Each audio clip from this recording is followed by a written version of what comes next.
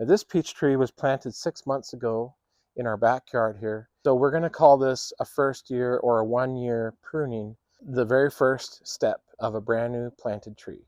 A lot of times when we get those trees from the nursery or from Home Depot or Lowe's, they're going to come already in a pot, and they're already like a 2 to 3 year old tree.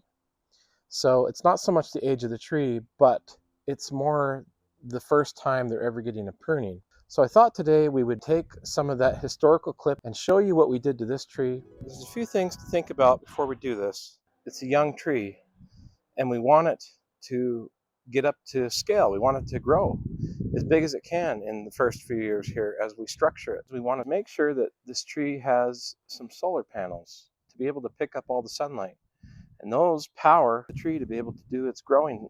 Sometimes a really hard pruning might be necessary, but in this case where we have a lot to pick from on this tree, we can leave some nice stuff and it'll probably grow faster and have a healthier start here to the race. We want to develop what's called the scaffold branches, and these branches are going to help build our structure as we prune into an open center satellite dish, one of those martini cup type shapes. Is the standard used on most peach orchards and is what I've been trained in heavily. And we're looking for 3 to 5 branches that are going to be your main supports coming off. Well, I always pick the number in between 3 to 5, and that number is 4. So that is usually the number we're really looking for, is 4. And those usually seem to do best. I think of the peach tree like the quadrants of a compass. If you were looking straight down at it, you got north, west, east, south. And so that's what we're going to try to find here today. I'm going to look down at the tree, and I'm looking for spacing. And it's nice if the branches can be offset a little bit, and if they can have a couple, 2, 3, 4 inches of offset. But it doesn't always happen that way. In fact, it rarely happens perfectly because each tree is custom. And I got 2 coming this way, one going north and one going south down low. We also have 2 here that are kind of going in that same direction, the north to south. We have one here that's kind of working his way east, so we like that one. And we don't have quite as much working its way west until we get way up here at about 4 feet high. We want to keep the scaffolds, start them down a little bit lower if we can. For us, we want the tree to be only about 7 or 8 feet tall, but it doesn't have to be that way. It can be taller if you want to involve ladder work, and that's okay too. And it may be the case that you need to do that in your yard. We don't want the branches way down here poking out because we're trying to mow the lawn, or we're trying to access our flower beds, or we're trying to walk around the tree a little bit. Maybe the kids play in the backyard and you don't want them to hit their head on the low-hanging branch every time they run around it. You have to weigh it a little bit and say, do I want my tree to be structured just up a little bit higher in the air? Or am I okay having it down low so it's easy as pie to do all my maintenance on the tree? And so those are the 2 things you can think about. Now I'm going to pick this one for my south-facing branch. And I'm going to pick this one for my east-facing branch. You'll notice there's a nice space here. They have a good circulation, a good conduit system where they can get the different energies up to the different areas in a very organized and efficient way, and you'll have really healthy peaches that way. I'm going to take this one away because he's right in between the spacing of the 2 I just picked.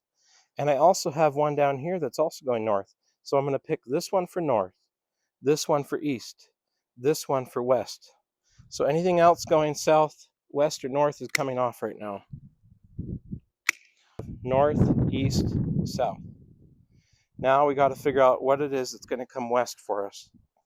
We can pick this one if we want, but you will notice on this one, he's not looking too good. In fact, he looks like he's either dead or dying back currently. So it's too bad we don't have that one to pick. But we have one here. He's not looking too good either, coming west. So I'm worried that if I pick that one, he's not going to be the one I want. Maybe I will have to pick this one up here that's coming west. It's a little bit higher.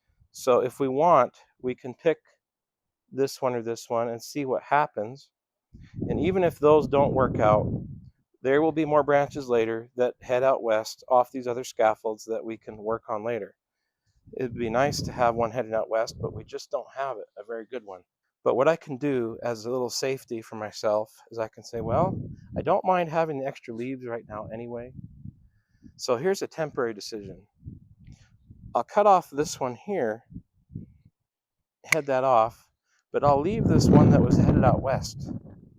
And if nothing happens with these two that I'm going to leave for my west branch, if they die or if they don't make it, then at least I have this one to fall back on for now. And if they do a good job and something wonderful happens out here, then this one can get cut off later. And we'll get rid of these other extras in here.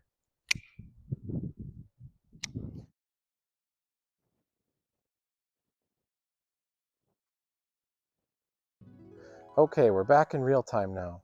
With that pruning, you can tell that it has done a lot of growing here. Now, if you guys enjoy growing peach trees and pruning them and taking care of them as much as I do, why not subscribe and follow along with us as we take care of this tree over the next few years? And we'll see you on the next video.